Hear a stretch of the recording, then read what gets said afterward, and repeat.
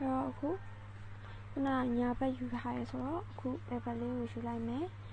bây nhà bác cả chú lấy cú square nó bắt đầu đái yu mẹ chú ra lấy số lại mẹ Alice cả nó cú sát chết đấy số ra piece lông lấy từ lông trái đấy mà chú lấy tinအောင်လို့ပါchú lấy tinလေးဖြစ်ချင်လို့ပါရှင်တော့ဒီလိုလေးလုပ်လိုက်တော့chúလေးတင်သွားပြီchúလေးတင်သွားတဲ့အချိန်မှာ Alice တင်းလေးတော့ဆွဲပေးပါနော်chúလေးတင်သွားတဲ့အချိန်မှာ Alice piece လေးနောက်တစ်လုံးကိုထည့်မယ်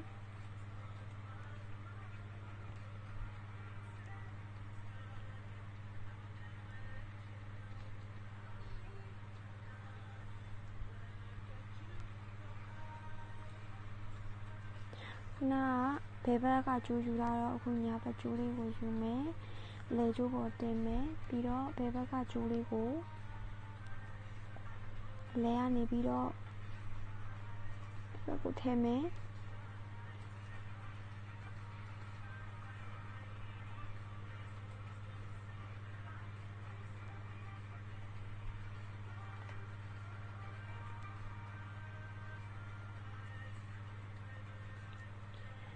ပြီးတော့ရင်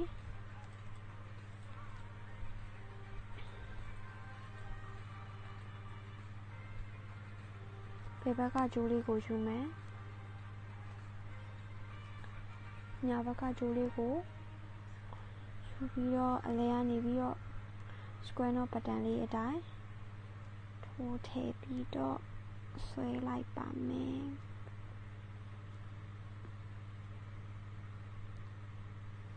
ကျိုးလေးတင်းနေအောင်ဆွဲပေးပါနော် Alice နောက်ထပ် piece လေးတစ်လုံးထည့်ချင်ပါတယ် piece လေးတွေမထည့်တဲ့ဒီ square နော် button ကြီးအတိုင်းပဲ plain လေးကြည့်လို့ရတယ်နော် Alice ကနှစ်မျိုးမြင်သွားအောင်လို့ square နော် button လေးမှာဒီလိုအလှဆင်ပြီးတော့ piece လုံးလေးတွေထည့်ပြီးတော့ကြည့်လို့ရတယ်ဆိုတာကိုကြည့်လို့ရတယ်ဆိုတာသိအောင်လို့ကြည့်ပြတာပါရှင်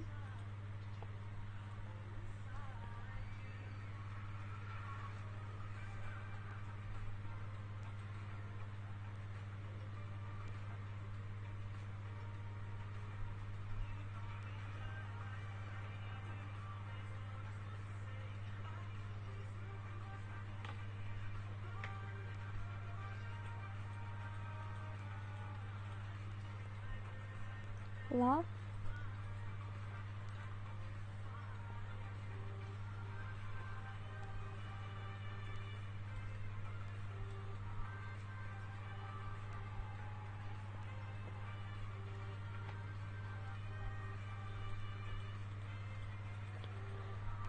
ကျိုးလေးကိုတင်းနေအောင်ဆွဲပေးပါရှင်အဲဆိုရင် Alice ထည့်ခြင်းနဲ့ piece လုံးလေး3လုံးထည့်ပြီးသွားပါပြီရှင် piece လုံးလေး3လုံးထည့်ပြီးသွားတဲ့အချိန်မှာmeasurement ဘယ်လောက်ရှိလဲလို့ Alice တိုင်းကြည့်ခြင်းနဲ့ဘာဖြစ်လဲဆိုတော့ main ကလေးရဲ့ standard bracelet size က12 cm ပဲရှိတော့ Alice ခုနက5 cm ခွဲချစ်ပြီးသွားပြီဆိုတော့ piece လေးထည့်လိုက်တဲ့အချိန်မှာဘယ်လောက်ရှိလဲ Alice သိချင်တော့တိုင်းကြည့်မယ်တိုင်းကြည့်တော့